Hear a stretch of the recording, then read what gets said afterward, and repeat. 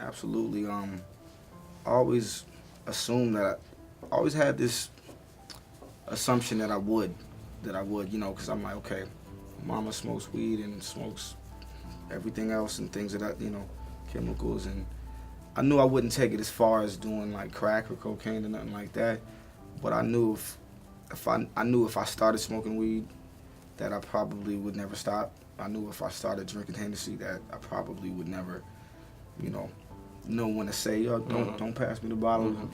And so I struggle with those things every day, especially in the world that I'm in. These things are around you at all times. They just, you don't even have to pay for it. People are just giving it to you all the time, whether it's on stage, backstage, off stage. Like I remember I was walking through a college recently.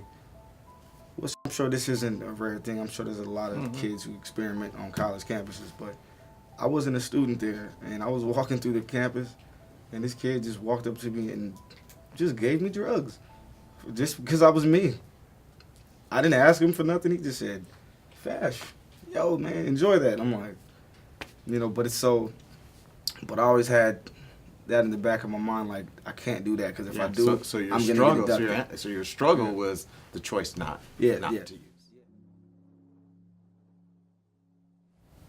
I wouldn't say I was really addicted to anything because if I did anything, it was always in moderation, and it was never to the point where I neglected my daughter or neglected my career or neglected anything that was a priority in my life.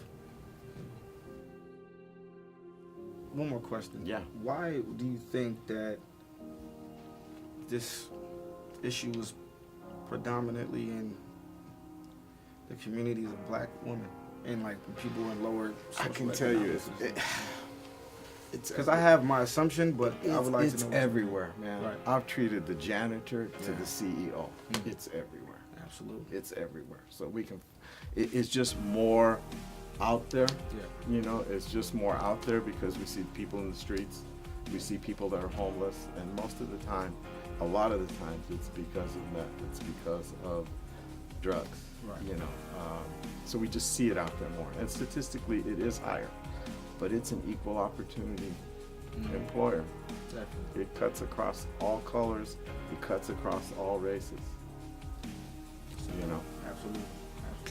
Well, Doc, I must say it's been a pleasure talking with you. It's been great talking and to you. learning from you and just being here with you, man. I feel like I've learned a lot and you helped me just in the time that we spent together, sir. So well, I know this is gonna help all the kids out there too, and the parents alike. Right. No, I thank you for giving me the opportunity to spend this time with you, and I thank you for being there for people who a lot of times don't feel that they have a franchise. I think you've done that in your work, you've done that for your city, and you've done that through this video. So, and this is nothing that I learned in a book. It's what I learned 33 years of talking to people who struggle, and also the people who want to get them help and their struggles.